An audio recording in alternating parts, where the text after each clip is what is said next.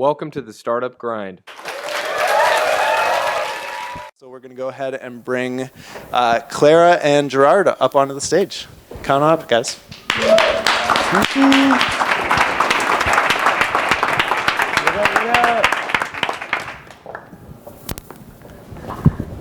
What's going on, everyone? What up? Oh, that's a good mic. So getting mine to work? I guess I'm actually gonna put this over here. Hello? Okay. Hi, everyone, and welcome to Startup Grind. First and foremost, how many of you have heard of Gerard Adams? Raise your hand. That's a good amount. Look, it's awesome. Sweet. Cool. So first and foremost, I think Gerard has something super juicy for you guys, a sneak peek at one of his upcoming projects. So let's go ahead and touch on that first. We had to sort of MacGyver the equipment, and so forgive us if it's a little splotchy, should I say. You want to introduce Yes, so this is the first time that I'm actually showing anyone the intro. I'm releasing a new web video series, and it's called Leaders Create Leaders. I'm excited about the launch, and I wanted to take this opportunity to kind of show it to all of you. I'd love to get your comments on it and thoughts. This has been something that's towards, my giving back to my whole career as an entrepreneur. It's been 13 years, a ton of ups, downs, as you can imagine, as any entrepreneur struggles. But through it all, I feel blessed that I get to live every single day with living a life full of passion and being able to meet so many amazing individuals throughout my life that are out there chasing their dreams, creating their own reality. So I dedicate this to my family, to everybody that's been a part of my journey throughout my entrepreneur career, everybody who I look forward to, being a part of this new journey since the last exit with Elite Daily. And thank you. This is the intro. Hopefully, we'll see how the audio syncs up. Okay.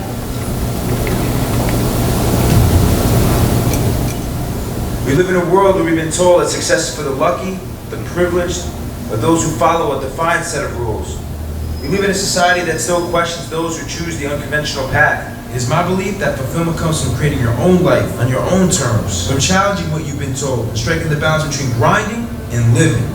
If you want to change the world, first step is to change the way you look at it. Gerard and his fellow co-founders took this bootstrap startup to 80 million monthly readers and got acquired for $50 million in just 3 years. My name is Gerard Adams, and I'm the Millennial Mentor, co-founder of a publication known as Elite Daily. I'm a serial entrepreneur, angel investor, self-made millionaire, and advocate of those who define success for themselves. I dropped out of college. They told me I wouldn't make it. I didn't have no safety net, but I wanted to follow my dreams. Truth is, after I had all the penthouses, exotic cars, traveling, getting what I wanted, when I wanted it, I realized I wanted more than just material wealth. I realized that my passion was really about giving back. Because what I believe, there's any more millennial game changers in this world. Truly great leaders know. Yeah. That's really Ouch. good. Well, Worst for almost a second. we tried it, but it was getting into a part where I was explaining that, early on in my career, I thought success was about something else. I thought it was more about material things. And over time, I really realized that those things meant really nothing to me. It was really about impacting people's lives, inspiring others, working with a lot of early stage entrepreneurs. I've been blessed to be able to work with a lot of, young, individuals that are out there that are trying to, go after and become successful in their lives, and may have that fear of taking that first step, or what may happen, or coming out with that perfect plan and getting started. And I went through all of that, and I've gone through a lot in my life, and failures. I've had successes and a lot of experience that now I kind of want to be able to share those stories that and give back and try to offer my mentorship to more of to this next generation, and hopefully we can all come together and build a better world and create more amazing things. Well, it's beautiful that after seeing the journey through, after your ups and downs and fighting through this war that is entrepreneurship, it's beautiful that you look back and you say, hey, I want to help someone, I want to mentor someone, I want to give that information to someone that's going through the struggle. It's beautiful. Yeah. I mean, it's what's truly like fulfilling for me throughout my whole life. It's been about that. It's, you know, I've always loved co-creating and really working with people who are out there trying to build success for themselves. And I owe a lot to my family as well. Have helped me along the way. And for me, it's been an amazing journey. So I think it'd be great to start there first and foremost. Let's start with your family and sort of your upbringing and what impacted you the most to have the hunger and the drive that you have. Should I say moving into entrepreneurship and going through business? So as I was touching base in the video, and I touched base with in more when I released the series, but I got raised in a time where my family, they were middle class, very hardworking, and I really looked up to both my parents. My father, worked day in and day out to provide for me and my sisters. My mom, same, 7 days a week, working at a supermarket just to help. And they both together as a team, like, really worked hard. And my grandparents, immigrated here as well to provide opportunity for, my mother, my father, their grandkids. And but as growing up, my family told me that, in order for me to truly become successful, I had to get these good grades. I had to go to a good college, and that way I can get a good job one day and be able to provide.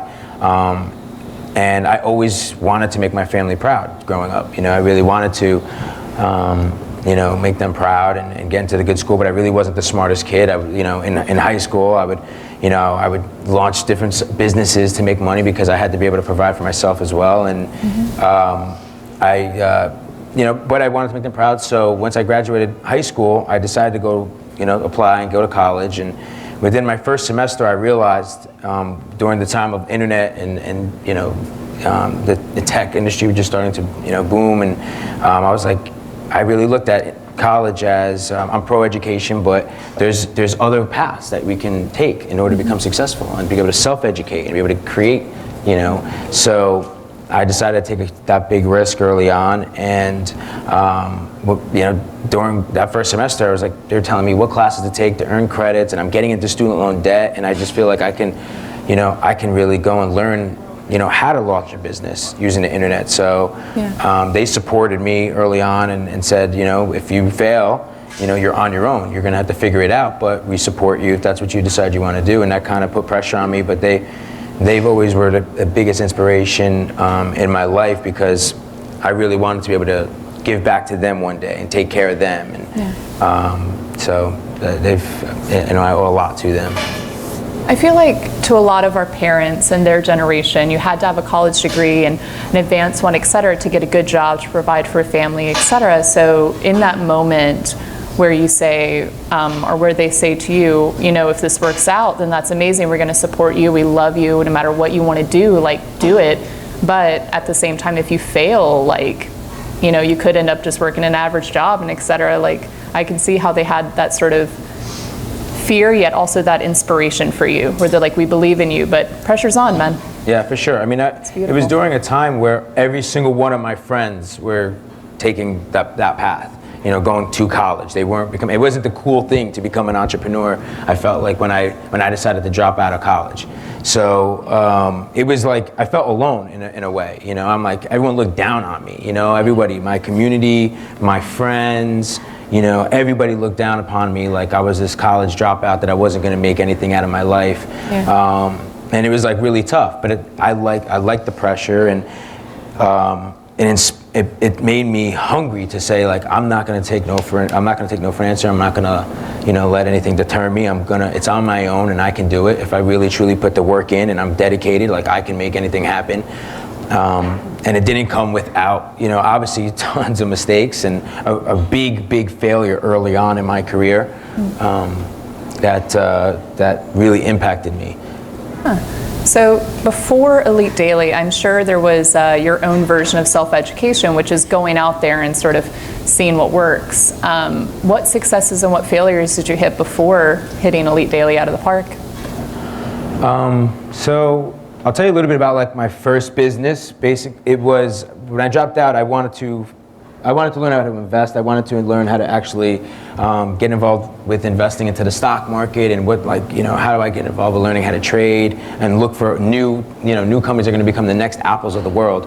And there really wasn't any financial communities online that had any form of credibility for each member that was part of the site. There were a lot of chat rooms and forums of people that were communicating about what companies that they were looking into, but you didn't know who was who. So my first idea was, well, what if I created a forum and I looked at the Amazon structure and eBay's model with their rating system. I said, well, what if I create something that has a rating system for each member, and you're able to then know if someone had 4 stars, 5 stars, and it was color coordinated with the gold stars, you knew that that they were actually a guru and knew how to invest into good companies. And then this was something that I was looking for. So I was like, if I'm looking for it, there's got to be other other young people out there that are looking to understand the stock market, understanding how to invest. So so then I took the $5,000 I had saved up, from working. I actually at one point even worked at a supermarket with my mom. I did whatever I could on the side, to just try to save up.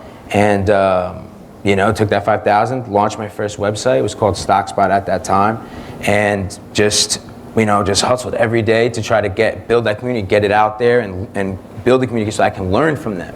Yeah. And back then, I got 10,000 initial members. Through like traditional PPC methods and things like that, and that was a lot back then. But it allowed me to there was members that actually had those rankings. They became, almost like mentors to me, not even knowing it. And it taught me about how to understand fundamentals, how to read financial, income statements, balance sheets, understanding trends, understanding what made these companies fail.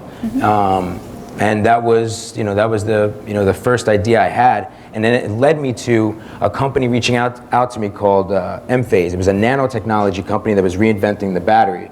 And I was really excited when I met the CEO because at that time, even today, I still don't understand why we're charging our cell phones or carrying Mophis around and having to charge like 3 times a day. Yeah. And this company was using nanotechnology to reinvent the battery and create a infinite shelf life battery known as the nano battery. And when he met me, he was like, I think what you're doing is really unique. Right now, investor relations is done in a very traditional means, and you're using digital media as a way to build an investment community that a lot of us small companies would love to get exposure to. So he offered me the opportunity to join his company, and I asked that only if I can continue to build out my business, and he became my first mentor, and that became the first real failure that I really dealt with early on in my career. So I ended up working at M-Phase, and I really learned about investor relations. I did all of their PR, built their website, did video marketing for them, got them written in Wired magazine, and I built them to have the largest shareholder base out of any small cap company at the time, 18,000 shareholders. The company was doing amazing. It was up 400% during that year. The nano battery was, being talked about everywhere. And then I decided to call Ron one day and I said, we should do the first ever live demonstration of the nano battery. And at this demonstration, you could be able to raise, tens of millions of dollars to take this nano battery into mass production. Yeah. So he's like, I love it. You handle everything. So I handled everything. I got a venue, stage. I invited, investment bankers, investors, the shareholders, media. It was a huge event, successful. About 200 people showed up. Highly curated. I handled everything. I even called my buddy back home who, at the time was building an entertainment company to help me set up the stage and get me all set up. But I was like a teenager at the time. I was so young, so I never did public speaking before. I was super nervous. And then Ron was like, you got all these people in the room, just get out there, And I went out there, explained why, I believed in the company, and you've been talking to many of me, and then introduced the CEO, Ron Durando. He came up, said a speech, and they unveiled the nano battery. And in essence, it was showing on 2 screens that no energy was being used. And once they turned on this button, it was basically going to prove the concept that what they had essentially was a nano wafer that was separating the 2 liquids in a battery. And then once you turn this device on, it would open up these pores in the nano wafer, allowing the liquids to mix therefore creating this infinite shelf life battery. So when he hit that button, he was going to prove that concept. Well, he hits this button, and it doesn't work. Wow. Okay. Yeah. So I'm like, I was devastated. I'm like, this early in my career, I just put myself out there. Like, I've helped market him for the whole year. All that blood, sweat, and tears. I'm like, I'm getting up there to say this speech and like all the work that went into it up until this point. And you literally, if you did hit this button and it worked, like he was raising millions of dollars. It was that much attention on the company. And like, what does that mean for a small company? I mean, he could have really done something. And I've seen it work. Like, he had a partnership with Lucent Bell Labs back then, which was a very big lab. So I was like, I was devastated. I was like, what am I gonna do right now? I did all of this work. I put myself out there. My reputation, everything's ruined. I don't know what I'm gonna do next. And little by little, some of those people that were in that room were like, hey kid, I'm surprised you got me in this room. Call me. And after a little while, I said to myself, you know what? I'm not gonna let this stop me. If I was able to market this company and do what I did and get these people in this room, then that's a skill that I should really hone in on, and I should continue. And I ended up then creating an agency to help small cap companies. And that's what I did, for the early in my career, up until about the crash in 2008.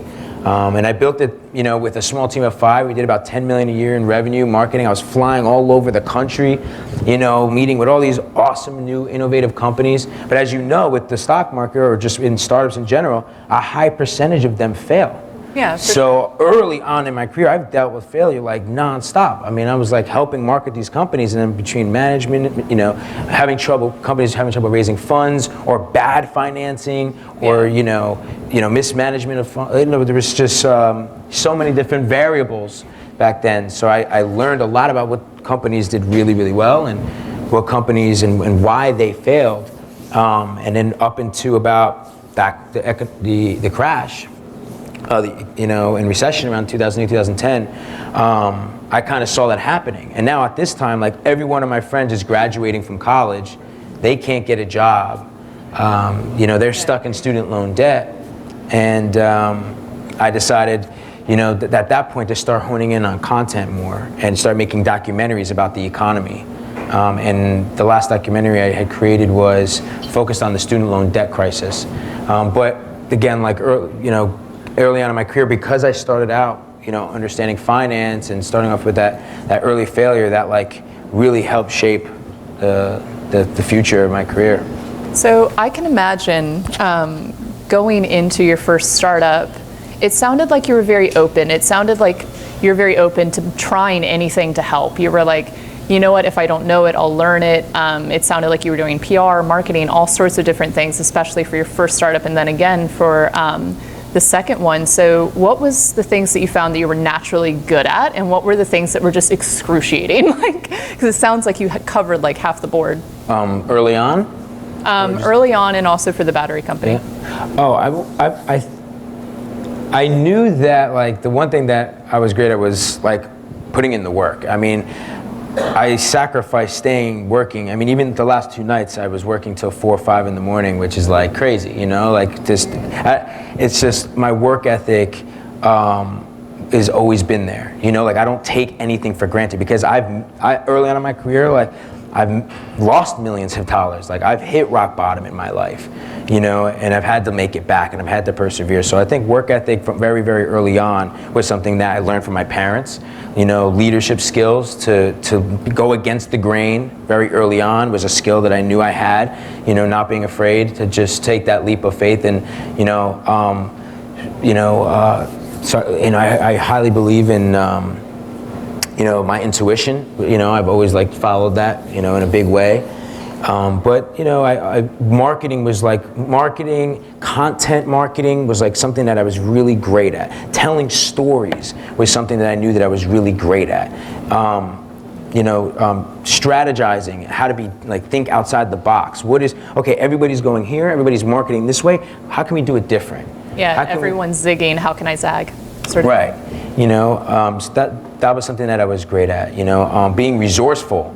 because I didn't, grow up with those resources. So I mean, to this day, I'm like, regardless, I'm like, how can I be resourceful? Networking, being a person to get out there and meet people and really get involved in understanding. One of my early mentors always told me that he was never an expert at any one thing. He was an expert of experts. And I wasn't the smartest kid growing up, so, and there was a lot of like trial and error and getting out there and experimenting. And I learned a lot from building out my network and understanding other people's skills and how can I bring people together so that we can align our goals and get there faster, smarter. Yeah.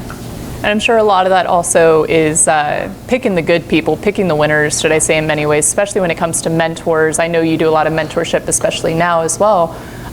Your earliest mentors, how did you pick them? Do you feel they picked you? And furthermore than that, what do you think their major contributions were to you? So the CEO of that company that failed, I consider him a huge mentor. Because I want to learn from the people who've made mistakes. I don't want to just learn from the people who've had success. I want to learn from the people who've actually made those mistakes, have had the failures, are not afraid to admit to them, and that's how I can feel like I can get to where I want to be faster, from learning from that just as much, if not more, than from people's success. I've always had like a knack for like pinpointing certain people that I want to learn from.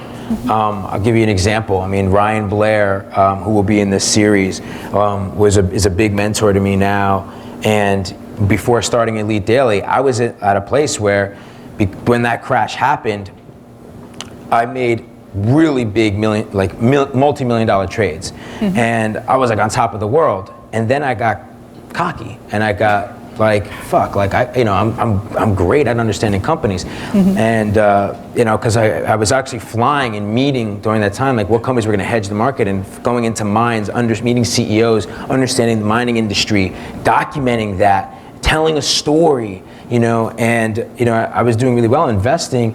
And then what happened was I ended up making mistakes because I ended up letting go some of my principles, and I was up $20 million on my last trade. And I stopped paying attention for a little bit. I was like, oh, it's going to keep going. The next thing I know, I lost it all, and I was back at square one. And I was like I was devastated. I didn't tell anybody because I was like, man, it was a shot to my ego, at that time. And early on, when you're young, I'm like 24 years old, 25 years old. After having this success and then losing it, like it was like tough, but again pushed me to say, like, you can do it again. And I was looking for a mentor, and I came across Ryan Blair's book called Nothing to Lose, Everything to Gain. And I truly like to learn more from experience and from meeting people, and more a people person than reading a lot of books. Yeah. But this book resonated with me. I read it and I was blown away, learning from him, explaining all of the mistakes he's made, and I said, this guy I gotta meet. And I gave that book to my two co-founders before we started Elite Daily. I'm like, read this book. This is somebody we got to get in touch with. This should be inspiration for us. Like, we could build this. And my co-founders read the book. We all read the book, and we were like, we're going to meet this guy. And when we started Elite Daily, I reached out to Ryan, and I was tireless in getting in front of this guy. And now, I was able to get an interview with him and leverage my resources in Elite Daily. And now, he's been a big mentor of mine. So it's always kind of like, also definitely pinpointed certain people throughout my life. I mean, somebody pinpointed me. There's someone in the stands. His name's Cal Rich, and I thought this was really cool. I had some Knicks. I have Knicks season tickets. I bought the season tickets so I can spend time with my father, because I get so dedicated to my passion and my career. Family is really most important thing to me before anything. Yeah. And I got the tickets initially because I'm watching MSG one night, and this was many years ago, and I'm watching an old game from the 1990s. The Knicks were playing the Heat, and I see someone's up for a foul shot. I think it was Alonzo Mourning back in the day when he played for the Heat, I believe. And I see my dad in the stands, and I'm like, hold up, is that my father? So I pause it, and it's like an old game, and I'm like, wait a second, who's my dad with right now? Like, who do you go to this game with? I'm like, one second. And then I'm looking closer, and next thing I know, I'm looked down, and there's little old me, you know, like young. And I'm like, wow, my dad brought me to that playoff game, and it was like a memory that I somewhat forgot. You know, you forget certain stories. Yeah. And I was like, man, like, it's my dream one day to get my father's season tickets to the Knicks, you know, and like to have that time. So I was a big accomplishment for me to be able to do that. So fast forward, we couldn't go to the game this past week, so I offered him on Snapchat, and I said, you know, if someone really wants him, and I want you to write to me your story and how maybe you've been inspired, you know, by my posts and things. And this guy posts Cal, and he tells me that he bought a ticket to fly to New York because he was looking for my mentorship. And he didn't tell me, and he was trying to figure out how to get a meeting with me. And he had just been here in New York, and I haven't done like anything like that. And he's like, so this gave me he tells me his whole story of what he's done and how he got here and why he's looking for this mentorship. Mm-hmm. And all these people that he's friends with, he's 18, all these people from Utah are like commenting on his Instagram posts. Like, so many people tagging me, like, you don't understand, this guy's the most genuine, unbelievable person, hardest working, biggest heart, all these things, like expressing his character. And I'm like, wow. So of course I'm like, here, I hit him up, like, the tickets are yours, bro, and let's meet. And he's been with me for the past 3 days. This was on Friday, and I've been taking it with me day by day. He's here and mentoring him. Cal, where are you at? Yeah, there he is back there. And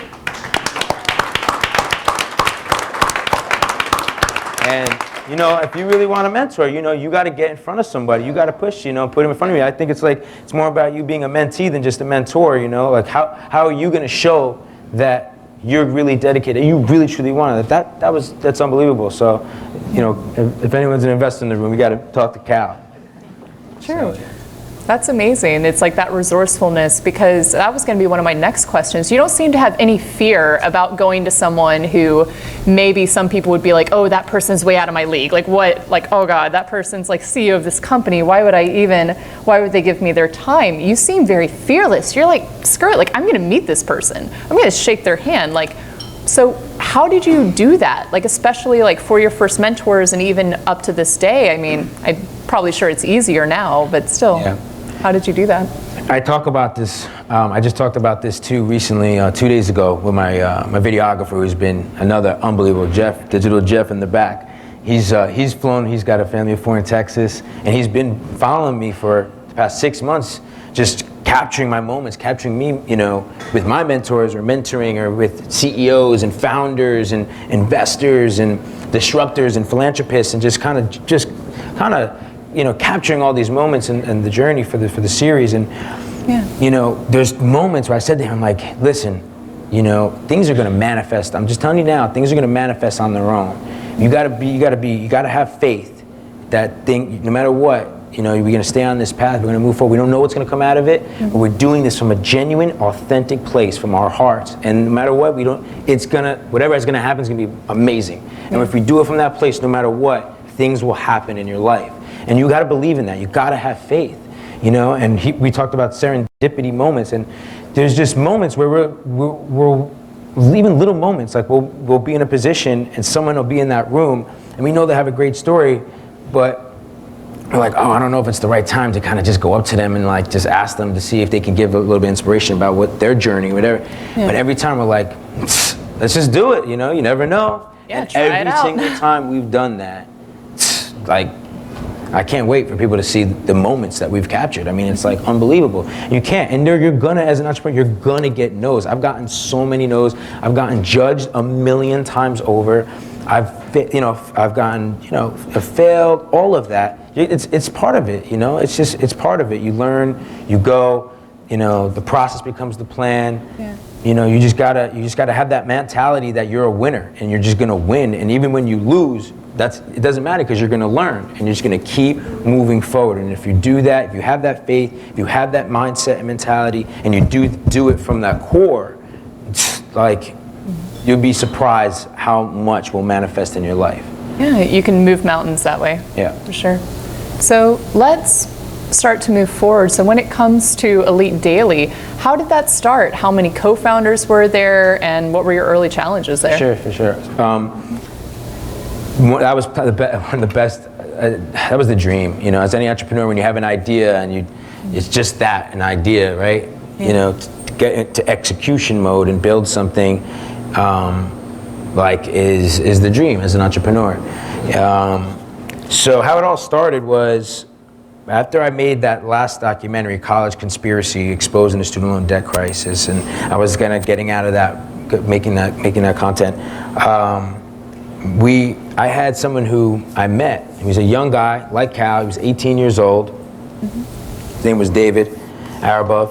And when I met David, I was, the first time I met David, actually, he was, I met him because there was this G-Shock watch that I wanted that had black diamonds on it back then. And I was like, oh man, how do I get this watch? I asked my trainer. My trainer was like, I got the guy. Let me introduce you to this young guy, David. And I met David, got the watch, and we hung out, and when we got to know each other, he was like, I'm really looking for some guy. I'm looking for some inspiration right now. I kind of, you know, would you mind if we did, like, I came to your office, started working with you. I met him at the Gansevoort Hotel in the city, and I was like, yeah, 100%, come tomorrow. And just, that was it. Like, next day, he was there early, and he was at Pace University, but he just started working with me day in and day out, no questions asked, you know, just all in what I was doing at that time. And David came to me one day and said to me, I got an idea. I was making a lot of content at that time, and I had just got out of doing a lot of marketing and content around, you know, the economy, because I felt like everyone was paying attention to the Kardashians and Jersey Shore, and no one was paying attention to the true economics of our country. Yeah. And it's so important as our generation and our future generations. Like, there's a major issue that needs to be, you know, we need to pay attention to. Yeah. So I was focusing on that at the time. And David saw that, and he came to me with the idea. He was like, I want to start a website, and I want to focus it around, you know, millennials, and you know, our generation, for our generation. And I feel like there's nothing that speaks for our generation. Yeah. And we were going to tailor it a little bit towards business, but when he told me the idea, I was like, man, this could be huge. Like, I see a niche right now in the media market where there's a lot of these younger millennial type publications, but they were basically just gossip, sports, you know, entertainment. There was nothing that was like the Huffington Post or Gen Y, like a more mass vertical type publication for millennials at that time. I think timing is so important. And we just went all in. When we spent some time, I was like, let's do this together. Let's make it bigger. Let's hit every vertical. He came up with the Elite. I came up with the Daily. We ended up getting another co-founder, JSP, Jonathan. That's one of the hardest working, most unbelievable dudes I've ever met. He was a little bit more the tech savvy one of us. I was like the big brother. And I said, David, you're CEO. Like, you're going to run this. And we just started every single day. You know, we never built a big media publication before. So again, it was a lot of, you know, a lot of trial and error, a lot of experimenting. A lot of people said no to us in that early stages, and you know, it was a lot of figuring out what was going to work, how we're going to engage our audience, what was the type of content, how we're going to get the right partnerships, distribution. Like, you know, there was a lot that went into that, but that's how it kind of initially came together. Can I get another mic? I see Josh. I think the batteries are dead. We can just talk about it.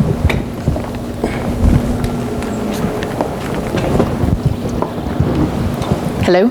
Okay.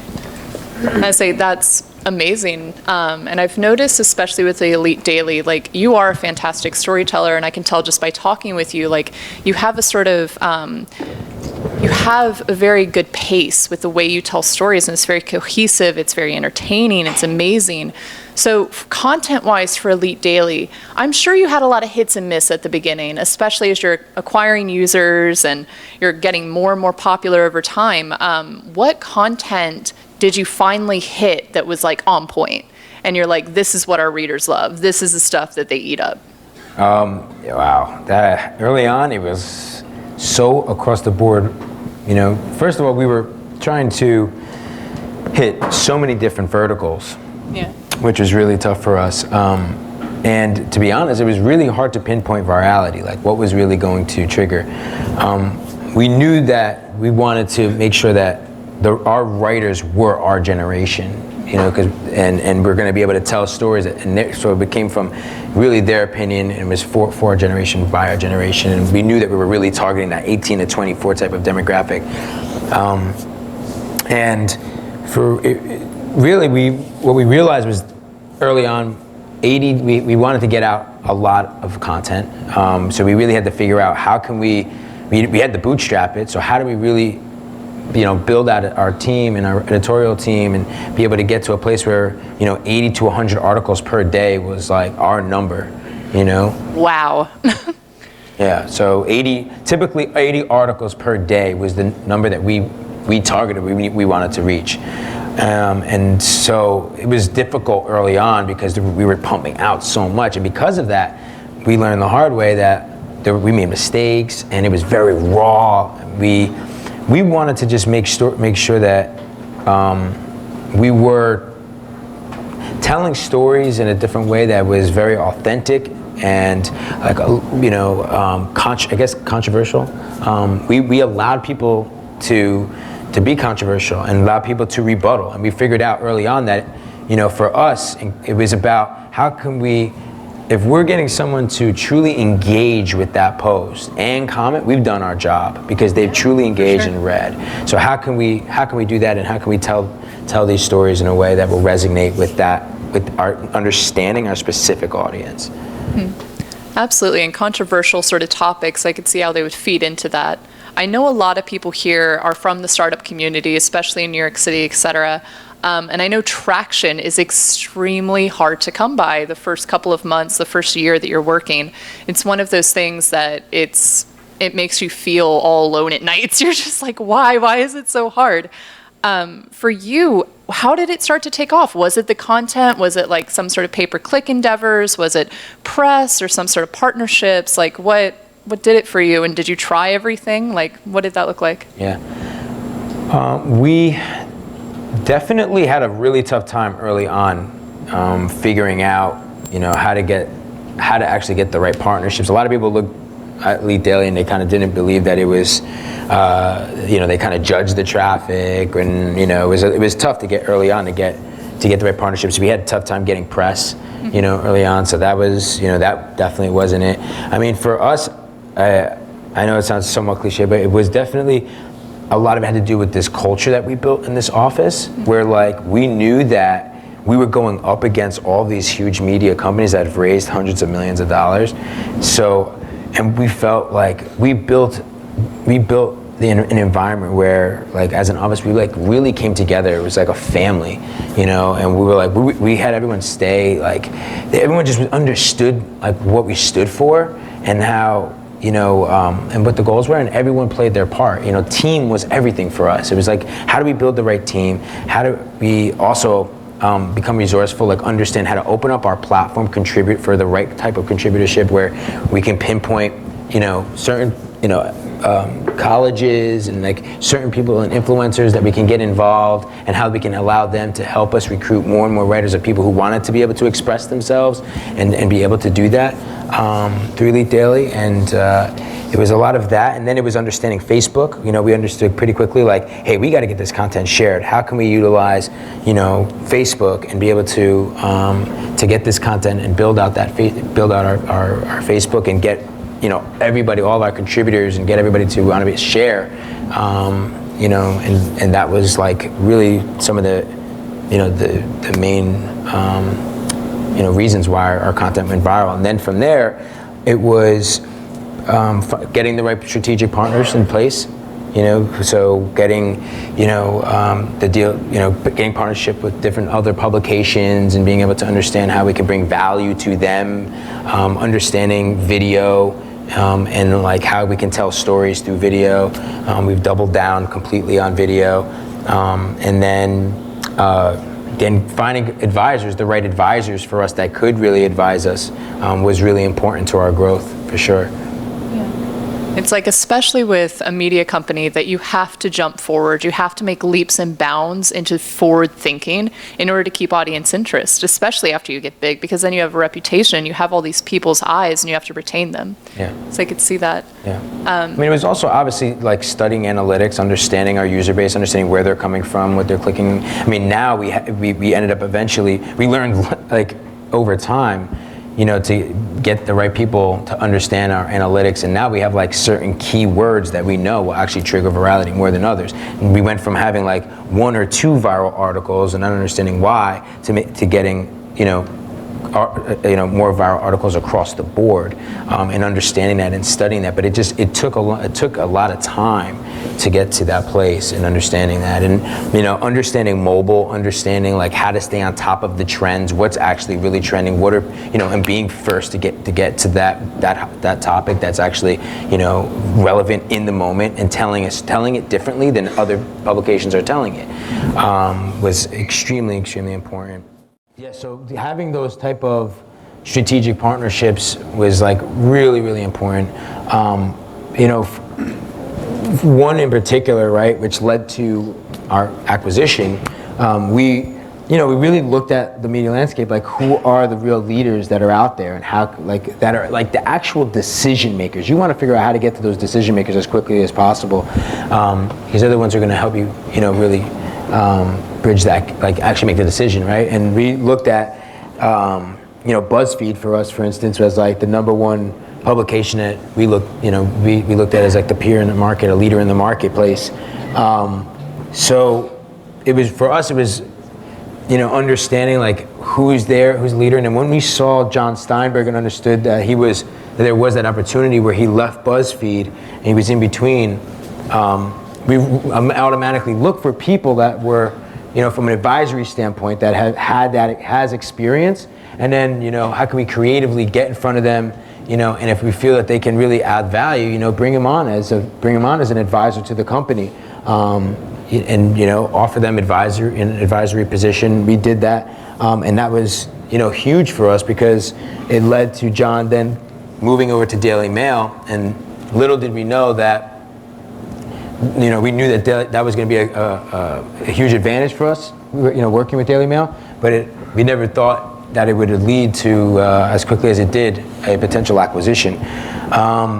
You got to prove that, as far as like in the early stages, like getting partnerships with, Huffington Post, as an example, and then, it was for us, it was really, I think, like, you got to be a good storyteller, all right? Like, whether you're raising capital, whether you're looking to get the advisor, whether you're looking to get the investor, whether you're looking for another partner, or a client, you have to be able to tell your story better than anybody else. And you're able to show what is it that your product, why are you the very best at that? And then you got to be able to tell that story with confidence, concisely, and great, and make people believe in that. Whether it's an investor, partnership, whatever, you have to be a great storyteller. We wouldn't have sold our company if we weren't able to sell our story, So I think the most biggest answer I can tell you is really understand what your story is, and be great at telling that story, and understand what that real big value proposition is that you have that is better than anyone else, and how you're going to then bring that value to that partner, and make them want to be a part of it. Cool. I think that's the most possible. Yeah, I'm going to be hanging out, so I would love to, just hang out, meet everybody, and I appreciate everybody taking the time and coming here and hearing the story, and look forward to connecting to all of you and having you guys see the series as well.